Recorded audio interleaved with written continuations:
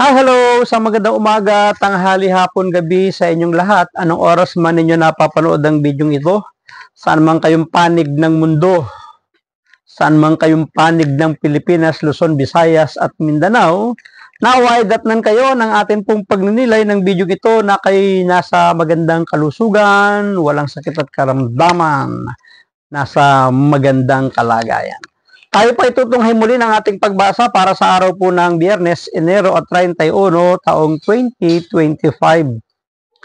Hahangin natin ang mabuting balita sa Ebanghelyo ni San Marcos, Kabanata 4, mga talatang 26 hanggang 34. Noong panahon ngayon, sinabi ni Jesus sa mga tao, ang paghahari ng Diyos ay maitutulad sa isang naghahasik ng binhi sa kanyang bukid. Pagkatapos niyon, magpapatuloy siya sa kanyang pang-araw-araw na gawain. Tutubo at lalago ang binhi nang hindi niya nalalaman kung paano. Ang lupa ay siyang nagpapasibol at nagpapabunga sa mga pananim, usbong muna sa kauhay, na pagkatapos ay mahihitik sa mga butil. Pagkahinog ng mga butil, agad itong ipagagapas sapagkat dapat nang anihin. Sa ano natin ihahambing ang paghahari ng Diyos, sabi pa ni Jesus. Anong talinghaga ang gagamitin natin upang ilarawan ito? Tulad ito ng butil ng mustasa na siyang pinakamaliit sa lahat ng binhi. Kapag natanim na at lumago, ito'y nagiging pinakamalaki sa lahat ng puno ng gulay. Nagkakasanga ito ng malalabay, ano pat ang mga ibon ay nakapamumungad sa mga sanga nito. Ang salita'y ipinangaral ni Jesus sa kanila sa pamamagitan ng maraming talinghaga tulad nito, ayon sa makakaya ng kanilang pangunawa. Hindi siya nangaral sa kanila nang hindi gumagamit ng talinghaga, ngunit ipinaliwanag niya ng sarilinan sa kanyang mga alagad ang lahat ng bagay. Pagpalain ng Diyos ang pagkabasa ng kanyang mabuting balita. Pansinin po natin sa ating pagbasa, sa ating pagninilay, na ang mga pangangaral ni Jesus patungkol sa paghahari ng Diyos ay ginagamitan niya ng mga patalinghaga. Sabi nga sa ating binasay, hindi siya tumitigil ng pagtuturo ayon sa kanilang pangunawa hanggat gusto nila, hanggat kaya nila.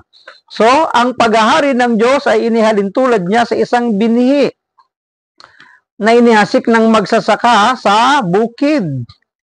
Pagkatapos ay aalis, yayaon at gagawa ng kanyang pang-araw-araw na gawain. Yung kanyang binhing itinanim ay tutubo, magkakauhay, lalaki, magiging isang puno.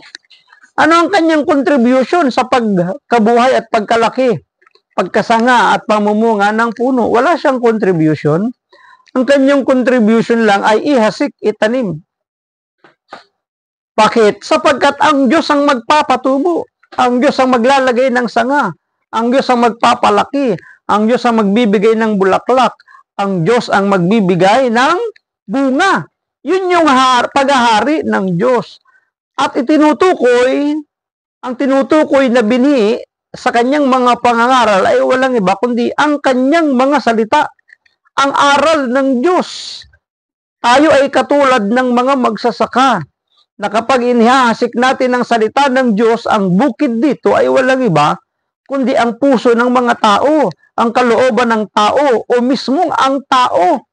Once na yan ay nakapakinig ng salita ng Diyos na hasikan, hayaan mong ang Diyos ang kumilos at gumalaw sa kanyang pagkatao. Magugulat na lamang tayo isang araw, itong taong ito na hindi mabuti ay naging mabuti. Itong taong masama ay naging mabuti at nagbago at sumunod at naglingkod sa ating Panginoon. Diba? Minsan ganun magugulantang ka na lang, akala mo walang nangyari doon sa pangangaral mo, sa pagsishare mo, sa pagbabahagi mo ng salita ng Diyos, pero ang hindi mo alam, ang Diyos pala ang kumilos, nagpasibol, nagpalaki, at nagpabago doon sa tao sa pamamagitan ng kanyang mga aral at salita. Puntahan na po natin ang pinakasusing salita sa atin pong Simbahay 2025.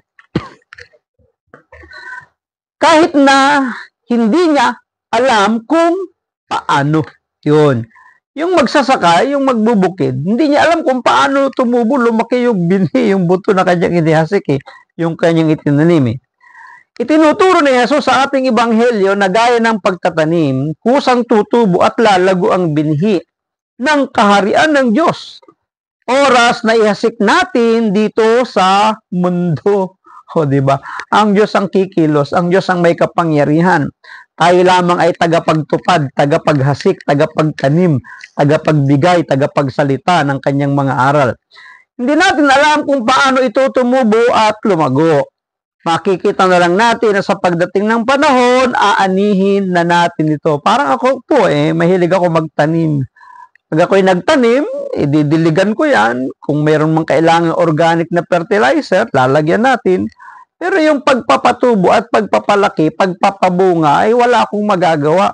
Kusayang tumutubo. Grasya yan ng Diyos sa pamamagitan ng hangin, ng ulan, ng sikat ng araw, sa pamamagitan ng mga insekto, di ba? Tumutubo, nabubuhay. Kaya nagiging pagpapala kapag mayroon tayong tanim. Tulad ng lalaking naghasik ng binhi sa Ebanghelyo, ganun din ang ginawa ni San Juan Bosco o mas kilala bilang Don Bosco. Desidido siyang iahon sa kahirapan at ilayo sa kasamaan ang mga kabataan ng panahon niya. Kaya naman nagtanim siya ng binhi sa buhay ng mga bata sa pamamagitan ng pakikipaglaro sa kanila. Pakipaglaro, nakipagmingle, nag-join. Magic tricks yan.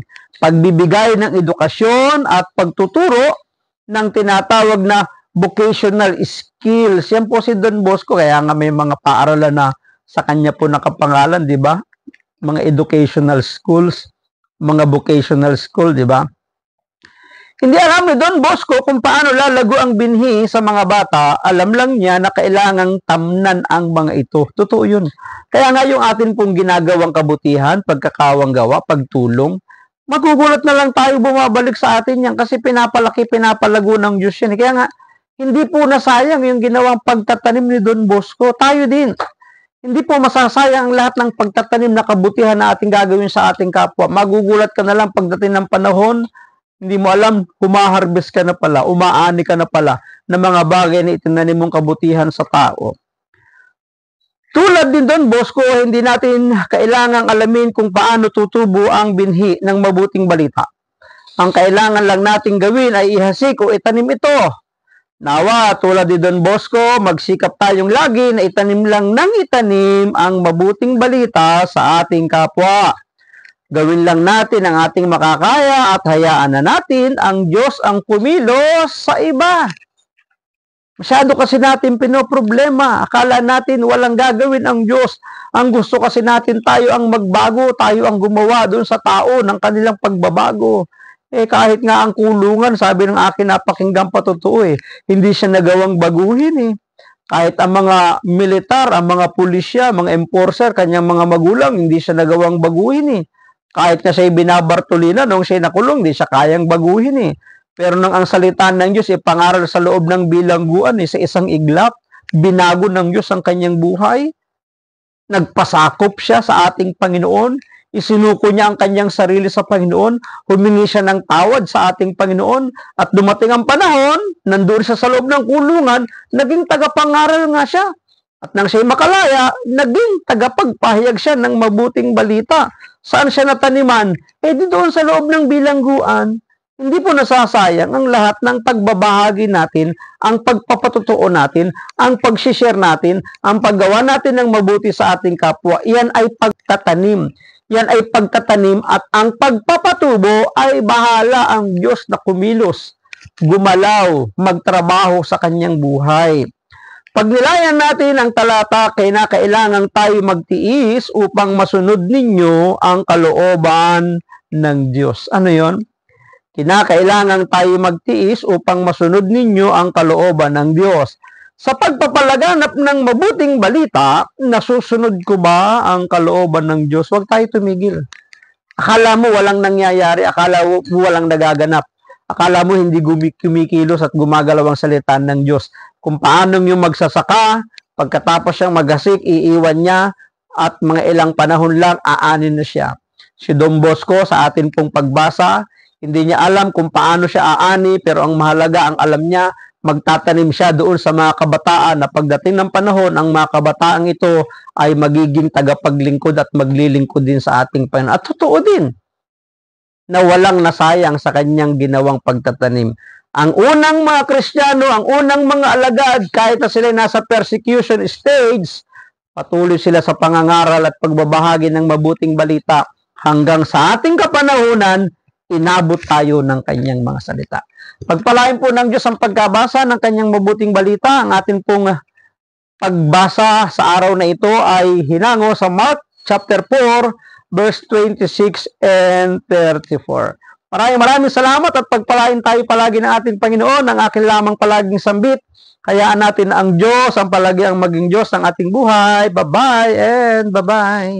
Thank you, God.